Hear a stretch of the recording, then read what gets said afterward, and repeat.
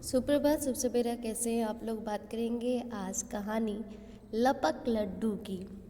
एक पेड़ पर एक कबूतर रहता था। सुबह होते ही वह पारस के आंगन में आके गुटुर गु करने लगता था। पारस को वह कबूतर बहुत सुंदर लगता था क्योंकि उसके पंख रुई की तरह सफ़ेद थे, उसकी आंखें गुलाबी थी।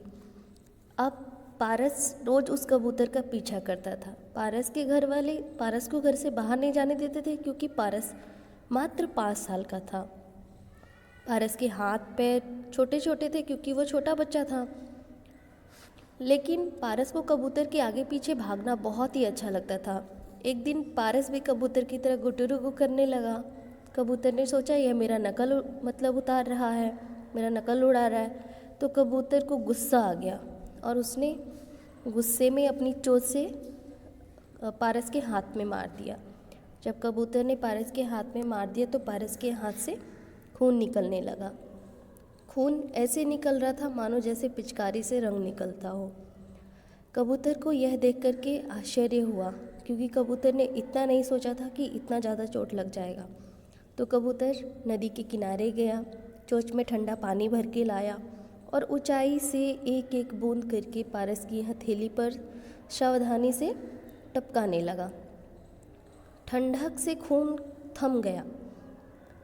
पारस को उदास देखकर कबूतर को अपने आप पे बहुत गुस्सा आया। उसने सोचा मैंने ये क्या कर दिया, छोटे बच्चे को बहुत कष्ट पहुंचाया। अब कबूतर सोच में पड़ गया। उसने सोचा कुछ ऐसा करना चाहिए जिससे पारस खुश हो जाए। कबूतर शहर की तरफ गया। वहाँ हवा में मिठाइयों की खुशबू आ रही थी क्योंकि शहर में एक हलवाई मिठाइयाँ बना रहा था। कबूतर ने एक लड्डू अपनी चोंच में दबा लिया और सोचा ले जाकर के पारस को दे देता हूँ। जब वो आगे गया तो हवा शैतानी करने लगी और हवा के साथ साथ लड्डू को भी घुमाने लगी। गोल गोल गोल गोल लड्डू घूमने लगा। पारस ने यह देखा, लेकिन पारस ने सोचा यह तो लट्टू है क्योंकि लट्टू ही गोल गोल घूमता है। वह अचरज में पड़ गया। लट्टू, ये कैसा लट्टू? लट्टू तो गोल गोल ज़मीन पर घूमता है, पर यह तो हवा में घूम रहा है। उसने लपक कर लड्डू को पकड़ लिया, मुट्ठी में कस कर भींच लिया ताकि वो उसके हाथ से छूटे ना। अरे रे, ये क्या कर रहे हो? कबूतर ने ऐसे बोला। ये फूट भी गया, लो। कबूतर ने बोला गुटरू करके, यह लड्डू है, आपके लिए लाया हूँ।